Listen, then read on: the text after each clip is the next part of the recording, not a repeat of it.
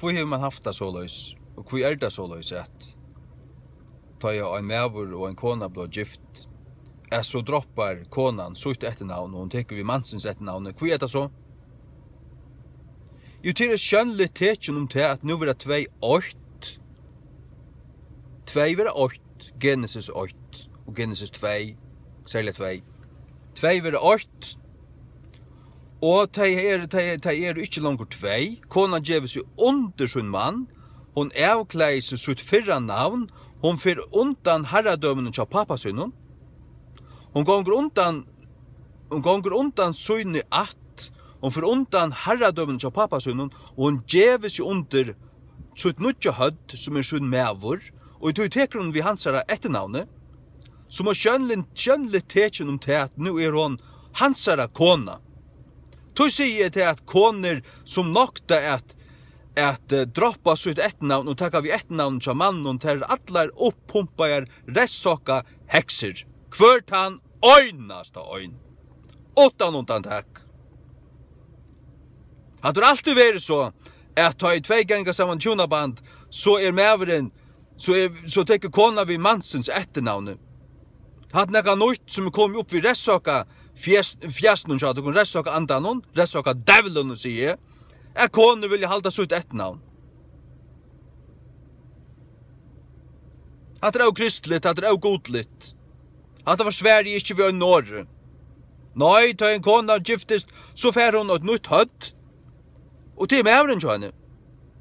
Hon är inte så näkning herre ta. Mävren vill henne är hödd, henne är herre.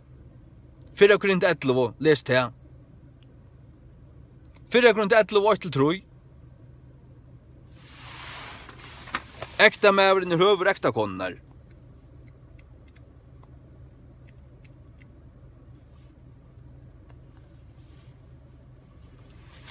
Fyrir Korinth 11:3. Men jeg vil de haft kunna vita at høver kvarsmans Kristus, og høver kvinnunar mäveren, og høver Kristus god. Ta i tur blivna kristen og kalla til kristnan. Så du en kristen til å si du finner et hødd, du kalla det etter honom som ditt hødd. Du er ikke langer det som du, det er ikke langer det som du erst, og det som du varst. Nu er du Jesu Kristus av ogn, nu er du en kristen til å si du er hansara. Ta i 2 vera gift, så konan mansens, hon undergiven han, hon skal være undergiven han. Mæveren henne høver. Høver. Eller ikke lykka le og hva de sier. Skøyte jeg hva de sier. Guds ord taler grøtt om disse ting, og her stand de er. Så det fløyter etter deg. Efesos 5 fra 22. Ekta konor, undergjeve tikkun sjálvar ifyrir tikkar egn og ekna mannen som herranon. Tog at ekta mævren høvor ekta konar, enn ta ans og Kristus høvor kyrkjunar, og han frelsare likamsins.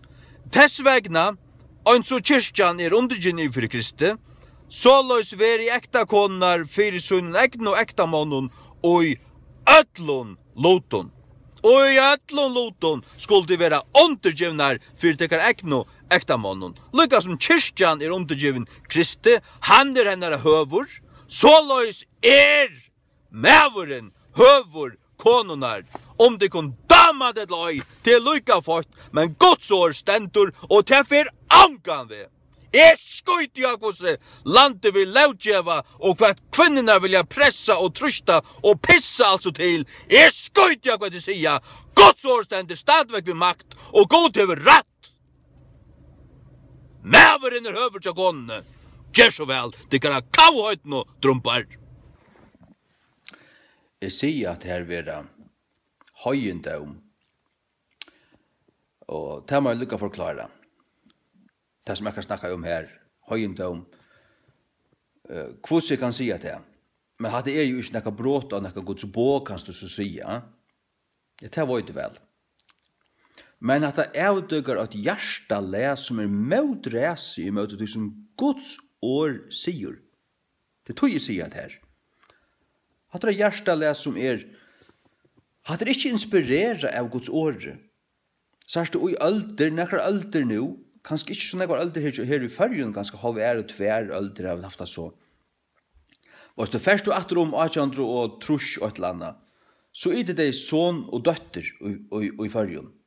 Det vil si en gift kona, hon Jakobs døtter, så hon stadigvæk Hanna Jakobs døtter, at når hun var gift, hun brøtte ikke et navn. Men så igjen til ble avskaffet, lukket som til å være i Europa, og alle London i Europa, England, alle stedene. Så det sånn at ta i tvei var gift, så fer konan etter navnet til mannen hun. Og det rett, øyne etter Guds åre, til at hon verer øyt vi han han som høtte, hon skal gjøre seg under han han som husbønden, han renner høtt, og han herre. Og så droppar hon sitt gentunavn. Hon droppar sitt etter navn som hon vaks opp vi, var født vi, vaks opp vi, til henne papanavn. Det han 1800 av. Nu er hon hansara kona, så fer hon hansara ett navn. Og så man ferna sutja til siste 20-30 år i Førjen, koner som var giftar, varvåta sutt ett navn, og teka ett navn til mannen. Jakobsen Petersen. Jeg kveves allar koner for å gjøre det her, og fylgjande atterligger, omma gjør det her, hon er Jakobsen, og nå øyder hun Jakobsen Petersen. Kveves så henne døtter gjør det samme, så øyder hun Jakobsen Petersen Høygård, og så tre atterlig, Jakobsen Petersen Høygård Johannesson. Fyra ett navn. Skal han øyda fyra ett navn? At lengt ute. Så har det avdugar et hjertale som ikke fylgjer Guds, som ikke rett etter Guds åre. Etter Guds åre er du å djeva det til din mann, han til herre, han til høtt. Til herfra at det kommer, han den tankegangen og gjesten her, at konan fer ett navn til mannen, til en bibelsk fullstendig røyn, høylav tankegang, til en kristelig tankegang, og naturlig herretrett. Og naturlig. Hon spretter ur Guds åre. Og hver det språttet fra at det nødja som vi suttet det, at koner ikke vil ta ett navn til mannen? Det språttet ur Guds åre? Det en kristligt påfund? Nå det et høye påfund? Tog sier at ta så ikke kristna koner gjør det samme som at det er. Så det avdugar en råttnan, høytnan spøyra og uttara hjärsta som ikke etter Guds åre. Ikke etter Guds åre. Og slika koner skulle nok røysa seg opp og standa som menn. Anna Graham Lotz. Hugg seg det. Hun døtte Billy Graham. Tog øyder hun Anna Graham. Men hun gift, og han med øyder så Lotz, eller å til setta, så øyder hun Anna Graham Lotz. Og hva blir hun? En kvinnelig prætkemævur som det finst. Det finst slett ikke. En kvinna som røyser seg opp ved Bibelene og begynner prætika Bibelene, hon vil langt avduga til at hun anka viring hev for Bibelene, hver hon har prætika Bibelene. Bibelen sier til at det skulle være menn som lærer, og som tala. Og Paulus nok der kvinnene at tala i manngjøtene, eller at utøva myndløyge i mannen, men det skulle være frie. Det han som røyser seg, han trakkar inn i et myndløyge plass. Han rundt det gode. Og en kona som røyser seg og stender under manngjøt og taler og lærer, hon skal øydes for å være bønt under gode, og under henne mennene, det blir ikke til. Det blir ikke til. Det rikker slett ikke. Hatt enda vent, hatt det som man kallar perversiteter, hatt andalig perversjon. Skal det ikke om. Dronje kone i mer. Først ikke sådla nekkerstane. Ångastane. Aldrin. Så hatt det. Så jeg kallar det høyendom. Altså hatt en antikristlig ande som fremmer at her. Ta vi da haft hitt i alder og vært det rett? Vært det rett at det var så? Ja, det var rett at det var så. Men øydron øydrun øytlanda døtter, det ferdig ut til spåret som er i fargen, derfor han bruker son og døtter. Ja, hvis det begge hava til, så det som så i ordan at han har øyder, hans døtter et eller annet til som han og arren. Men jeg vil si at øyde medveren er Petersen, Høygård, Johansen et eller annet, og han ble gift i hånden, så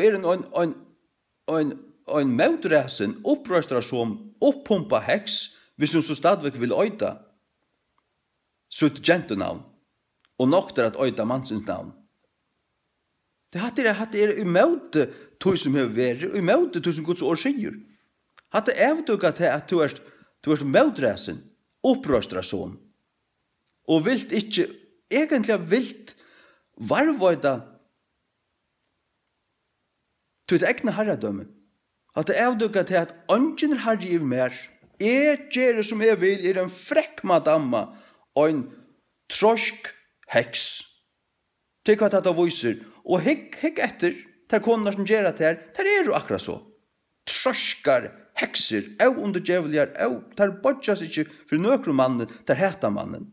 Der heta allan mannliga myndeløyga og vilja knekka og brauta og kastrera menn og ledja alt mannligt vald som finst der heta menn.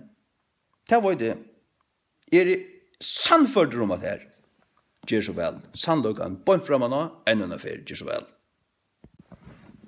Svarte, hvordan det Guds åre? Hvordan det Guds åre? Hikk etter 8-talven under Guds åre. Han og han,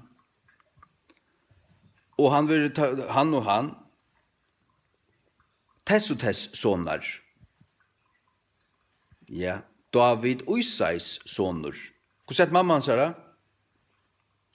Kvart om tess ikke vi. Han et Uysais sonar. Og atten og signingen og navnet gonger jøgnen kalkine. God hever ordnet det så. God hever ordnet det så. God signa i Abraham og sier at han skulle signa avkom hans herre. Og det var jøgnen Abraham, ikke jøgnen Saro. Og det var Abraham, Isak, Jakob, og så der 12 atterfedraner. Det gonger alt tog jøgnen mannen. Om du vilja det eller oi. Og hatt det skjønnligt, og i øyne hver i attertalvo. Øyne hver i attertalvo, i atler bøyplene. Hatt det sast. Jo, onkel vær mamman. Onkel vær mamman, men henne er en navn, hongrer ikke vi. Jeg vil øvrig ikke. Jeg vil øvrig ikke. Så her hatta skjønnligt, hatta prinsippet her skjønnligt og i attar skraven og i bøyblene. Ja. Lukas 3 fra 23. Etla Matteus 8. Lett deg kunne teka til. Jeg har bare ønsket King James her. The book of the generation of Jesus Christ, the son of David, the son of Abraham. Abraham begat Isaac, and Isaac begat Jacob, and Jacob begat Judas and his brethren. Det alt kaltkynnet. Det kaltkynnet første jøgn. Ja.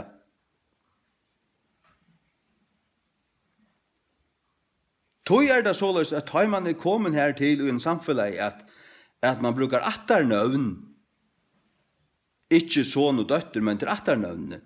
Tog det blivet såleis når, jamen, det navnet til konene, eller navnet til mannen, eller bæge? Jamen, bæge fører alltid ut i kokvårstå. Bæge taler også om jaunstå. Det jaunstå? Jamen, det jaunstå, va? Ja, hva sier Guds ord? Det ikke jaunstå, va? Jamen, hva det så? Jamen, så det mannsens navn. Konan tenker mannsens navn. Og det så rett? Ja, det så dundrande rett. Dundrande, fløytande rett. Det var det. Og til at man ikke tåler det, det viser til at man restsaker. Man restsaker. Og det bøybelst, å være restsaker, det så av bøybelst som det kan være, og av godligt. Av godligt, av kristligt. Det var det. Så det fløyter etter ui. Kjørs vel.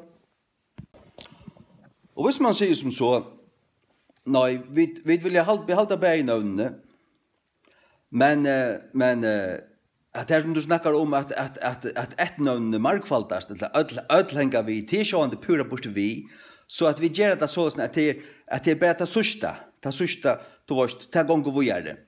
Det sørste. Ja, men så har man her vi sagt at det egentlig sålesene det burde være. Det egentlig det sørste navnet, det var egentlig hennes navn. Hon var født Jakobsen, hon var gift Høygård, vi sier bare som så. Og men døtteren hennes, hon beheldet bare Høygård, ikke Jakobsen. Ja, så var det som mamma nært. Hon nært Høygård. Sørst du? Så at alt ligger skrepp, og hon bøyde seg selv i hellen. Hon bøyde seg i hellen, hon avdugget seg som hon har ligget. Og henne samtøyen så bøyde i høyden. Jeg øyer bare ikke år for det. Kjemmer bøyplene. Hon lærer meg alle gods visdom, og så har vi rett. Og jeg vet det enda, og tør jeg si det, så frekker og ljøter som talte med vera, ta fløyte, ja.